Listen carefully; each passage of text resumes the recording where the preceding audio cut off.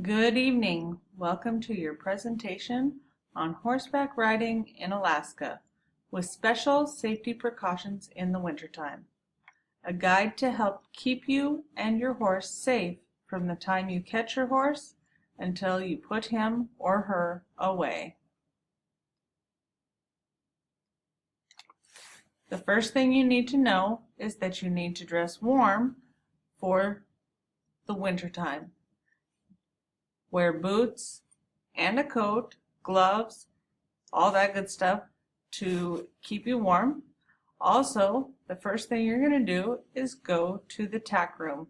You're going to gather everything you need before you go get your horse. Have your brushes, your saddle, your helmet, everything you need ready to go. You're going to need different brushes, do different things, just like a human. You have a comb for your hair, you have a regular comb for a horse's mane, you have a regular brush for their coat, you also have a shedding brush for when winter is just about over.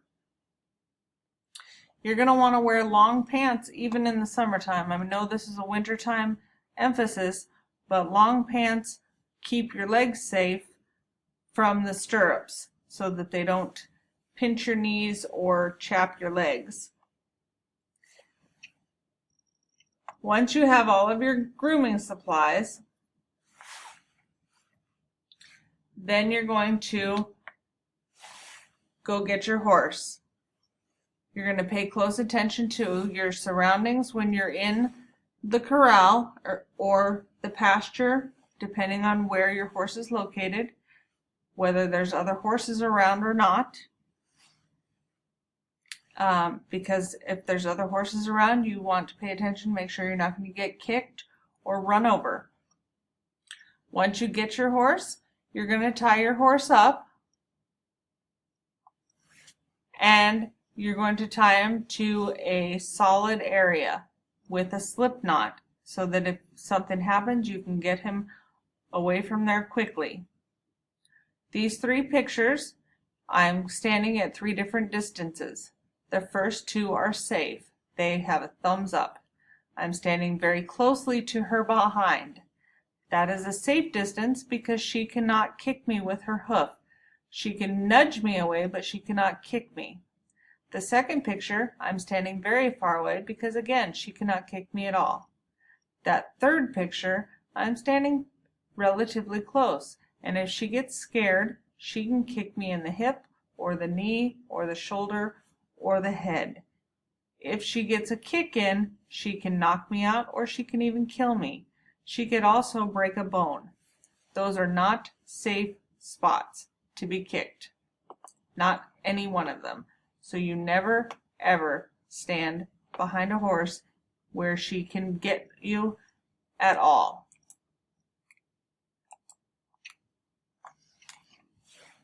These next three pictures show me giving you a demonstration of the different brushes.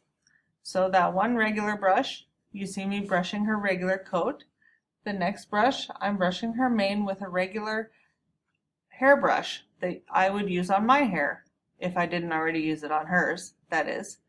And the last one I'm showing you a shedding brush that you can't really see, but it's just a very fine toothed comb that pulls off the hair ever so gently.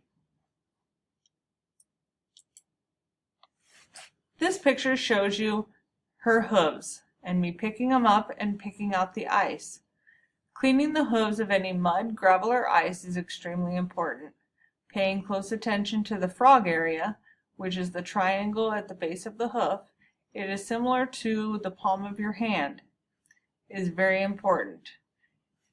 Rocks can get stuck in there and it can be very uncomfortable and can lead to very tender hooves, which then causes more problems like laminitis and lameness. Cleaning the hooves on a regular basis is very important to avoid ice buildup or any other number of problems. In the last picture, you can see a little bit of snow that's already started to build up. Even with a little bit of snow, it can start to grow huge ice clumps. It becomes uncomfortable for them when it's a lot, and that's just a minimum problem. This last picture here, you see me in the summertime. One is a Western picture and one is an English picture.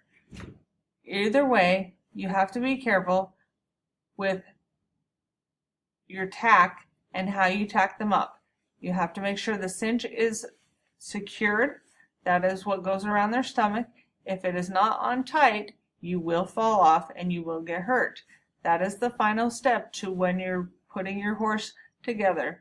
You put the bridle on, you put the saddle on, you cinch up the saddle, and guess what? They're sneaky little boogers. If you don't put that cinch on tight, they're going to get you off. And they puff up that belly so good and tight that they'll trick you. So you have to walk them around in a couple circles and trick them back. And then they'll loosen up their belly and you can tighten up that cinch a little bit more.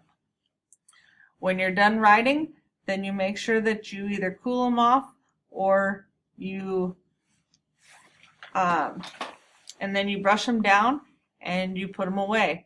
In the wintertime, it is very, very important not to get them worked up into a sweat because they don't have the ability to go in where it's warm like you and I do. They have to stay outside. Even in a heated barn, it is not heated like it is like your house, and they can get hypothermia or they freeze. Even putting a blanket on them is not sufficient.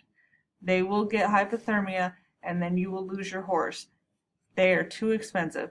So it is just wise to just always keep in mind not to work them too much. I hope this was helpful.